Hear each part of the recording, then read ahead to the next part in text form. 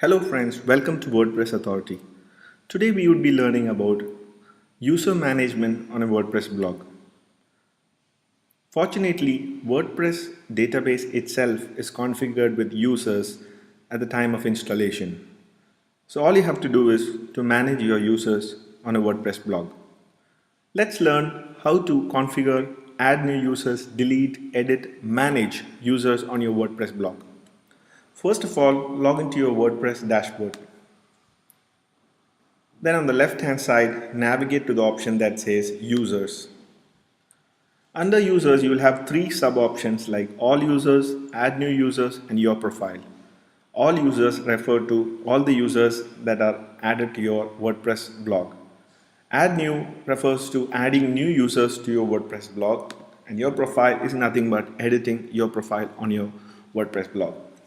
Under the Add New Users option, you'll be given the different options like username, email, first name, last name, website, password, and role. Everything is simple except this particular part that you might want to note. The role of a WordPress user. There are 5 different roles that are available. One is a subscriber, then the administrator, editor, author, and contributor.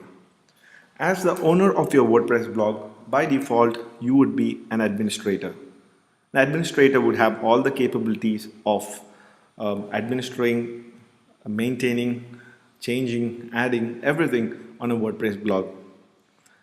If it's a multi-authored WordPress blog, if you want to have 2 administrators who would have equal and all powers on your WordPress blog, you can choose to have a second administrator. In case you have co-authors or co-editors who just want to add content but not change any settings on your WordPress blog, you can add an editor or an author or also a contributor. The rights and roles of these different users, editors, authors, and contributors would be limited.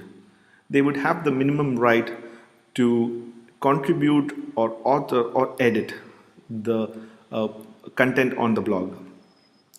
An author would be capable of writing and managing the posts. Editor would be having a higher privilege of being able to modify all the posts, make changes, but contributor would be only able to contribute new content to your blog. So these are the different roles of users on a WordPress website. You can also opt to allow users sign up on your WordPress blog, or you can block users from signing up on your WordPress blog. This depends on the nature of your website. If you want people to sign up to your blog, you can enable that. If you don't want users to sign up and only want users to view the content and add comments, then you can disable user sign up. This is done in the settings. If you go to the settings menu, you would find an option that says membership, where you can check anyone can register. That means anyone would be given an option to sign up.